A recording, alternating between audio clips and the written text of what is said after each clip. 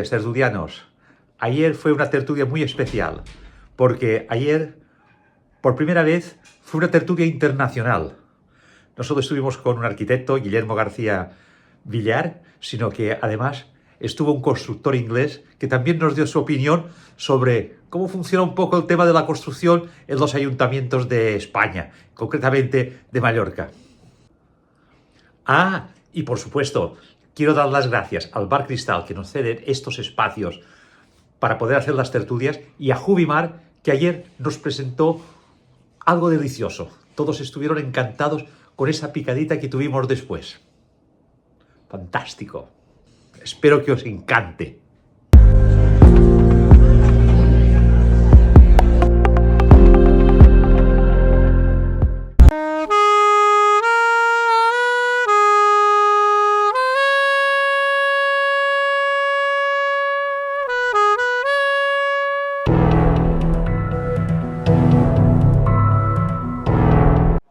Hola, buenas tardes. Estamos aquí en el Bar Cristal y quiero deciros que hoy también es un día importante. Hoy es la tertulia número 99 y esa tertulia la voy a hacer con un arquitecto que ya tenéis referencias por comentarios y artículos que he colgado en las redes. Es Guillermo García Villar. Estuvimos el otro día en su despacho, también estuve con él visitando una obra y bueno, yo quiero decir ante todo que Guillermo es un gran profesional. Y hoy ha venido aquí para sacarnos de muchas dudas. Hoy en día una inversión en una vivienda es algo carísimo. Algo que para muchas personas posiblemente el 50% de su vida la van a tener que dedicar a pagar la hipoteca. Por lo tanto, es muy importante que esa casa al menos aguante mientras se está pagando la hipoteca. Es un decir. Y mucho más.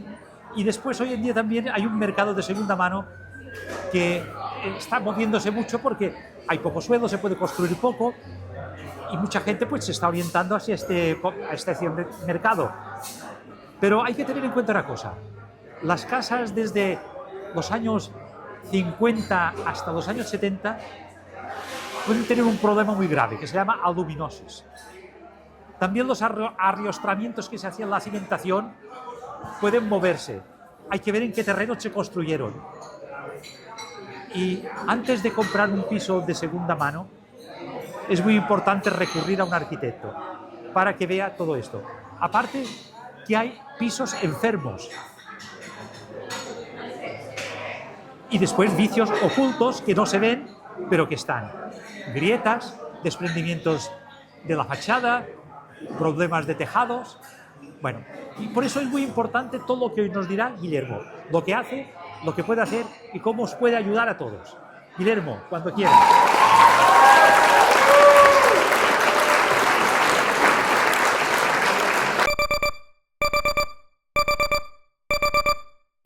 Gracias, Diego, por la introducción y sobre todo un honor por la tertulia 99, ¿no? Que es un número como muy significativo. Sí, ¿no? señor, efectivamente. Y bueno, encantado de estar aquí contando un poquito más de la profesión. La otra vez era más enfocado hacia el tema de la formación profesional y ahora un poco más, pues quitarme un poco contar un poco más del día a día de la vida del arquitecto y el por qué es importante, es interesante tenerlo en cuenta a la hora de hacer este tipo de inversión.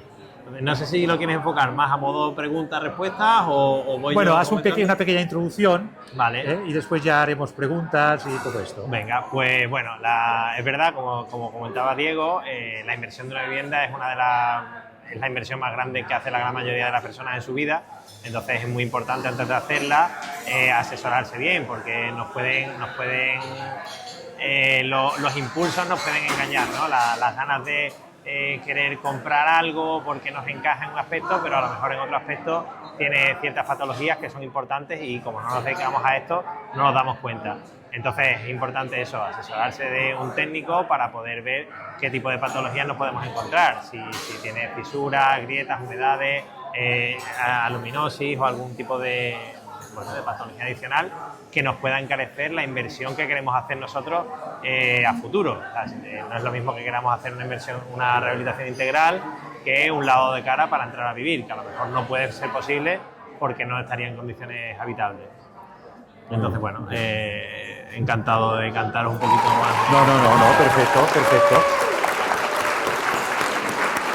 Esto era lo que en principio queríamos saber.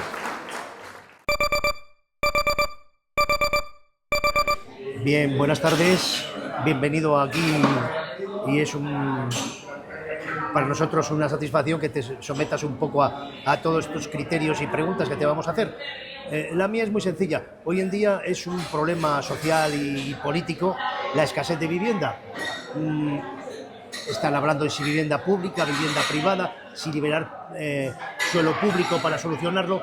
No sé, apórtanos un poquito alguna idea sobre este particular. Bueno, es un tema complicado, pero también está un poco de la mano de la obtención de licencias de obra, porque las licencias de obra tardan muchísimo tiempo en obtenerse. Entonces sí que es verdad que se está trabajando algo en que a través de los colegios de arquitectos faciliten estos tiempos, porque en los ayuntamientos aquí en Mallorca tenemos desde un año para tener una licencia de obra aquí en Palma, a lo mejor 3 años o 2 años en Manacor, 3 años en Llucmayor. Entonces eso es una cosa que también ralentiza mucho desde que tú inviertes en algo. Si quieres hacer una obra mayor, claro, tú tienes un activo parado, tanto si eres un inversor como si eres un propietario.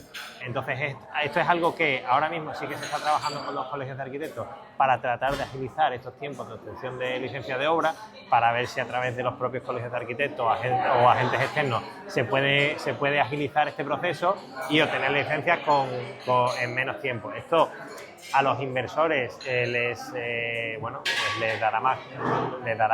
funcionará más el modelo de negocio para hacer posibles inversiones de compra de vivienda para posible venta o incluso promover. Porque claro, no es lo mismo que tú compres un solar para promover y lo tengas 2 o 3 años parado. Entonces yo creo que esto en cierta medida motivará más a los inversores en promover.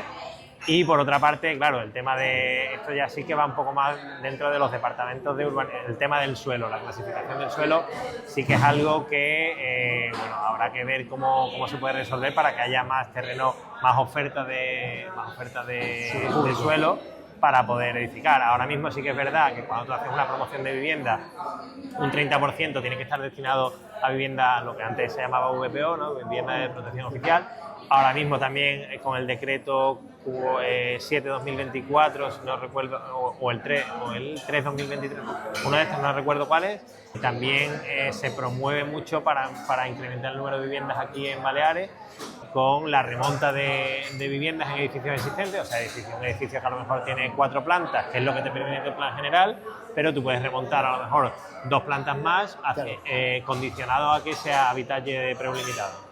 Entonces, también hay el cambio de local a vivienda, o sea, está viendo ciertas cosas para intentar mejorarlo, pero es verdad que, está en proceso, es una cosa que es relativamente nueva, pero es verdad que es un problema que ya ha salido, digamos, a relucir y que, se tiene que seguir trabajando en ello porque es algo bastante complicado. O sea, emanciparse a día de hoy creo que es muy complicado y hay que seguir trabajando en ello para poder conseguir un precio asequible al sueldo de cualquier persona normal.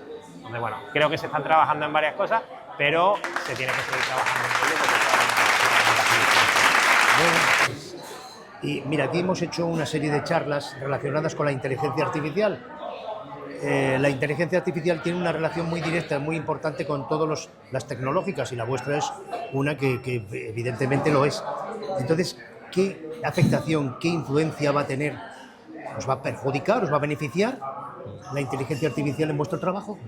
Bueno, al fin y al cabo la inteligencia artificial es una realidad que ya está aquí, que tenemos que aprender a trabajar con ello y es una herramienta más. Es como el otro día estuve en un curso también precisamente en el Colegio de Arquitectos donde había uno de los ponentes que ponía, digamos, desde una foto del lápiz, otra del Rotring, otra del Rotring con el Parallels, otra del AutoCAD, otra del Revit, y ahora es que es una herramienta más, o sea, que nos va a ayudar a trabajar con ello. Tenemos que conocerla, porque es algo muy nuevo, pero tenemos que aprender a trabajar con ello y usarlo en nuestro beneficio.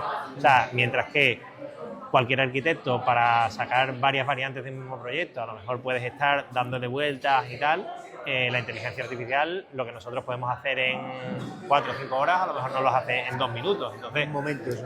luego, de esas variantes que te da la inteligencia artificial, tú con tu propio criterio, por orientación, por las necesidades del cliente, por ciertos criterios que tú puedes apreciar, puedes decidir entre si tomas, a lo mejor si sacas 200 variantes, te muestra las óptimas, que a lo mejor son 8 o 10, y de esas 8 o 10 tú decides cuál es la que mejor funciona y la desarrollas, pero es una realidad que está aquí. Yo creo que es una herramienta más que no hay que tenerle miedo, sino aprender a trabajar con ella. Siempre que sea un instrumento que facilite vuestro trabajo o mejore la edificación y los proyectos y la seguridad de los edificios, entiendo que es lo que estás diciendo, es un buen elemento para vosotros. Sí.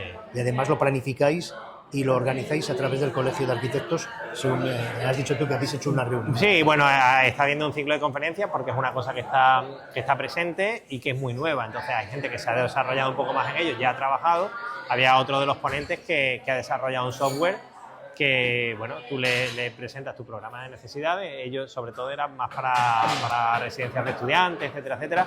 Un poco la morfología que tú quieres tener, que eso es importante. El arquitecto siempre tiene ese rasgo un poco de artista, ¿no? Entonces, tú quieres tener tu identidad en los proyectos, entonces tú eso lo puedes seguir controlando, ¿no? Según la morfología que quieres utilizar, pero dentro de todas las variantes que puede tener ese proyecto, pues la inteligencia artificial te desarrolla y te filtra mucho más rápido que, digamos, que la cabeza humana podría hacer. Entonces, no hay que tenerle miedo, simplemente hay que conocerlo y aprender a trabajar con él.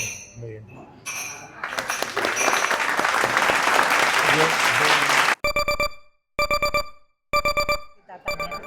Hola, buenas tardes. Mira, nada, una pregunta muy sencilla y que para mí está un poco a la orden del día.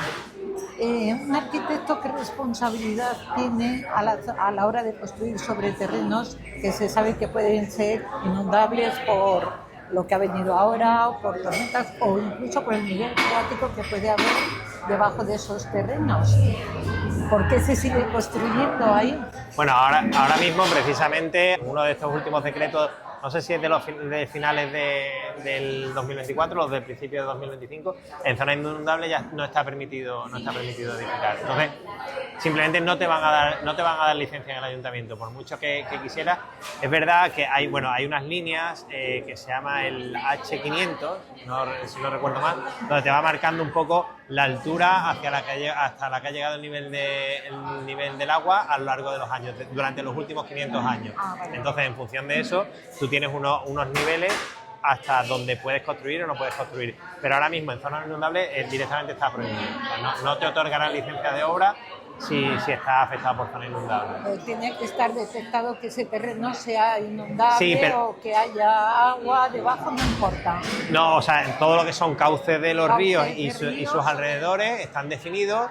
Es verdad que hasta antes de que hubiese esta desgracia de la Dana y todo esto, sí que es verdad que se concedían, con algunas precauciones, se concedían licencias de obra en zonas que eran inundables o tenías que modificar la ubicación de la vivienda, etcétera, etcétera, pero ahora directamente no otorgan licencia de obra si está afectado por zona inundable. Eso es un tema también importante a la hora de invertir, porque, por ejemplo, muchas veces, si no estás en el sector, puedes decidir comprarte un solar, porque es un solar que es magnífico, tú te crees que te vas a poder edificar la casa de tus sueños, y si no has contactado previamente a un arquitecto, cuando vas a contactar al arquitecto, a lo mejor simplemente te dice: oye, pues enhorabuena por comprarte este solar, pero no puedes hacer absolutamente nada porque está en zona inundable.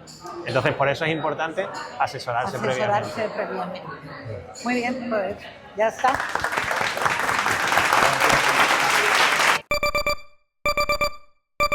Okay, good. So we do quite a number of projects together, and Guillermo has been very good. And one of the major things that we're dealing with the projects is licensing issues and the timing of licensing issues.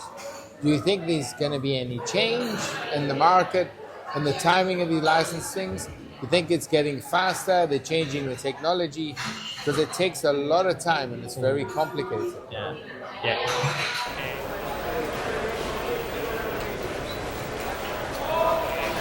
let me explain the question. And then no, es una pregunta muy similar a la que me había hecho él.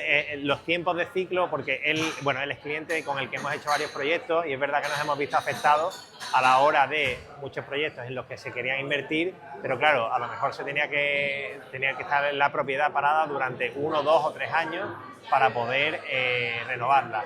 Entonces, él está preocupado en este sentido de a ver si se va a trabajar algo en ello, ¿no? Que es un poco la respuesta que le he dado a él antes de los colegios de arquitectos y todo esto, de agentes externos que están trabajando para conceder licencias de obra.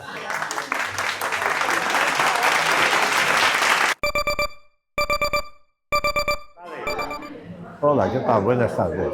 Muy bueno. Yo todo esto me ha encantado, todo lo que las contestaciones en relación a todas las viviendas, pero yo iré un poquitín más antiguamente. Antiguamente yo tuve noticias, era muy joven en aquel entonces, pero tuve noticias porque ahora tenemos los edificios que efectivamente ya no tienen remedio, la luminosis ya no tiene remedio y el cemento que han puesto, si era defectuoso, ya no tiene remedio. Hay que esperar el resultado, que lo más normal será nefasto, será negativo total. ¿Por qué razón en aquel entonces, habiendo o sabiendo en otros países que había una gran experiencia, porque podemos decir que aquí en aquel entonces no había experiencia, pero podían haber indagado? El que hacía los hormigones, en aquel entonces no había Prevetón, ni había estas empresas, que para mí son fabulosas. Pero vamos, lo que usaban ellos era el material que les suministraban. Entonces, por muy buen profesionales que fuesen estos señores, no podían ellos averiguar si efectivamente lo que usaban era correcto o no era correcto.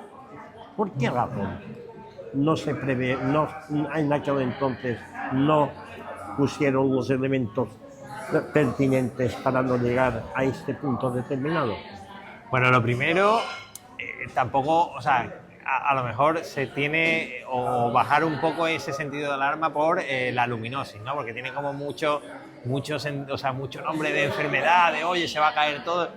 Hay que primero tranquilizarse un poco. Un cemento aluminoso es verdad que no es ideal, pero siempre y cuando no esté en condiciones de humedad puede trabajar perfectamente, puede trabajar con normalidad. Evidentemente irá teniendo sus patologías que iremos viendo y habrá que corregir. Entonces, todo esto viene de los años 60, 65 más o menos, que hubo un boom de la construcción donde había mucha demanda. Entonces, claro, para acelerar los procesos de construcción, al hormigón en general se le echaban aditivos para que el hormigón fraguase antes.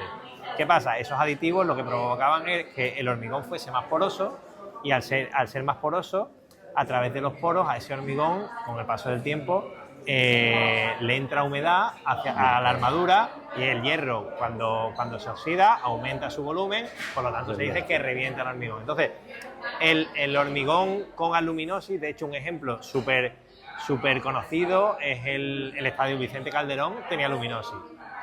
Lo terminaron derribando, pero desde que se supo que tenía aluminosis hasta que lo derribaron pasaron muchísimos años porque estaba relativamente controlado. Entonces, tampoco hay que alarmarse en exceso porque tengamos aluminosis. Es verdad que es algo que hay que tener controlado porque al fin y al cabo es un hormigón más poroso que puede verse más afectado por la humedad y por la corrosión interior de las armaduras. Pero bueno, tampoco hay que llevarse las manos a la cabeza si tenemos esto. Si tenemos sospechas, lo que podemos hacer es sacar una probeta, llevarla al laboratorio y ahí verificaremos si efectivamente tenemos un hormigón aluminoso o no. Si lo tenemos, siempre y cuando lo tengamos bien controlado en las zonas húmedas para evitar que se corroan las armaduras, tampoco hay que preocuparse mucho más allá. Es verdad que, claro, cada vez con el paso del tiempo, teniendo más información y más trazabilidad absolutamente de todo. Antes eso, se hacía hormigón incluso con arena de playa. O sea, ahora mismo es imposible porque en el proceso de ejecución de una obra está el constructor con su encargado de obra, su jefe de obra, después tenemos el aparejador como director de ejecución Después tenemos el arquitecto, que sería en mi caso como director de obra, y aparte tenemos los laboratorios de control que hacen probetas de eso y hacen ensayos de rotura del hormigón. O sea, tiene una trazabilidad absoluta que en cualquier patología la vamos a detectar. Antiguamente pues no tenemos las herramientas que tenemos ahora, no tenemos ciertas cosas que entonces bueno, es algo en lo que vamos avanzando y vamos mejorando cada vez más, igual que la calidad de la habitabilidad de las viviendas. Creo que más o menos esta pregunta está relativamente contestada y enlazo con este tema, que es el tema de la calidad de la habitabilidad de los edificios. Hay un boom durante esa época, los 60, 70, donde hay mucha edificación, pero las condiciones de habitabilidad de hace 50 años no son las de ahora. O sea, de hecho, ninguna de ese parque de viviendas que tenemos aquí, que es enorme, cumpliría la normativa a día de hoy, por temas de aislamiento térmico, impermeabilizaciones, etcétera, etcétera. Ahora, cada vez empezamos a tener más conciencia de que vivimos dentro de estas viviendas, de que respiramos. Yo el otro día estoy haciendo una ITE, una IE que se llama ahora, que es el informe de evaluación del edificio, donde una de las señoras me decía, es que el niño ya no puede dormir en esa habitación porque tiene problemas respiratorios y está todo lleno de moho. Entonces, eso es algo que antes, pues los aislamientos térmicos en fachada es que simplemente no existían. Ahora es imposible que tú hagas una vivienda nueva sin un aislamiento acústico. También se está cada vez implementando mucho más el tema del, Passive House es un poco más una marca, por decirlo de alguna manera, pero al final es tomar conciencia de que el aire interior de la vivienda es importante, la renovación de ese aire es importante, el aislamiento acústico es importante, el aislamiento térmico, el confort térmico, porque tú puedes tener un aire acondicionado, pero puedes no tener confort térmico por los flujos de aire que se generan. Entonces, cada vez se está yendo más a tener esas viviendas con confort y con calidad. Entonces, bueno, es un proceso desde el que empezamos a construir, pues bueno, para tener un techo y 4 paredes, y ahora no vale con un techo y 4 paredes, sino que dentro de ese techo y 4 paredes tenemos que tener unas condiciones mínimas para tener confort. Bueno.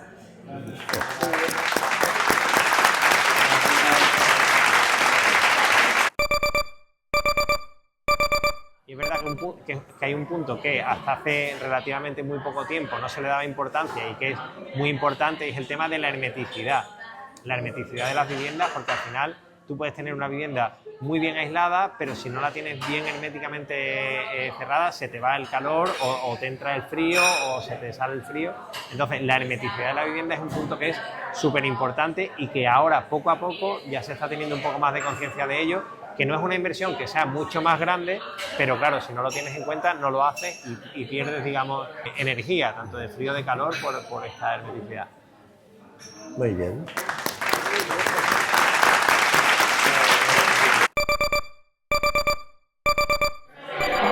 Guillermo, yo quería hacerte una pregunta. A ver.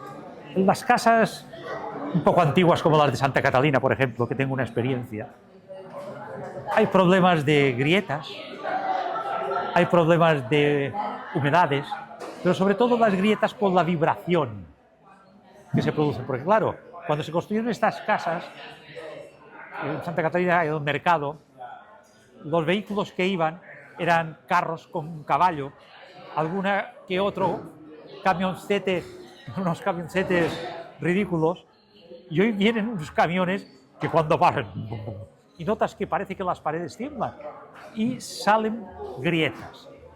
Eso es peligroso, se puede evitar. ¿Qué soluciones hay para...? También me he enterado por Son Armadans que han desviado el tráfico muchas edificaciones de los años 40, que también estaban hechas, a lo mejor no tenían zunchos perimetrales, han salido grietas. ¿Esto tiene alguna solución? Bueno, a ver, las grietas al final son como las arrugas en nosotros, más o menos. Muy bien, muy bien. El envejecimiento de las edificaciones es normal y es natural. ¿Y se puede prevenir? Sí.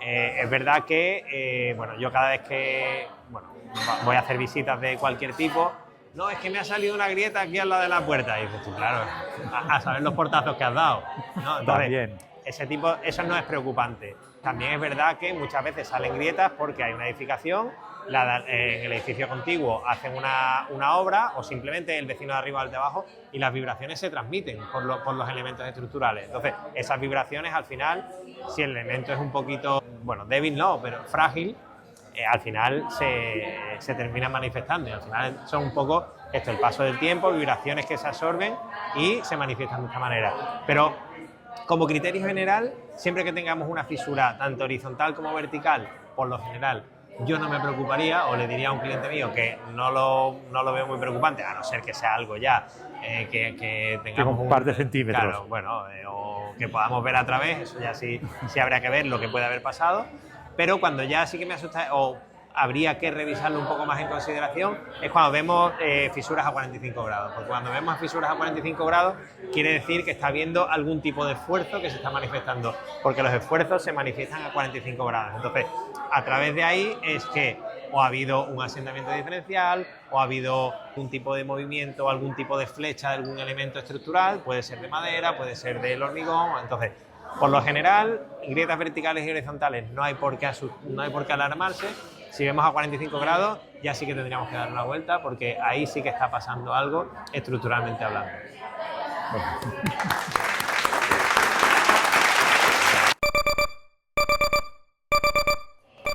Otra cosa que también hoy en día se suele producir en los edificios, sobre todo ya algunos de los años 70, es que se ponían baldosas en la fachada, se ponían fiolas, que olvidé en mallorquí, sus fioles, y se van desprendiendo.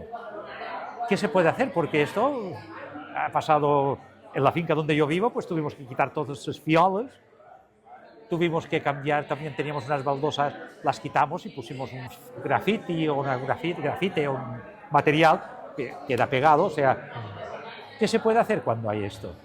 Bueno, esto a día de hoy decir que no se podría hacer lo que antiguamente el revestimiento con piedras en fachada no se puede hacer a más de 3 metros. O sea, siempre tienes que tener, si quieres hacerlo, tienes que tener un anclaje químico y mecánico. Antiguamente era simplemente el adhesivo químico que con estos movimientos de los que estamos hablando, del envejecimiento de los materiales, pues se desprenden, se mueven y al final pueden terminar cayendo, lo que es un riesgo un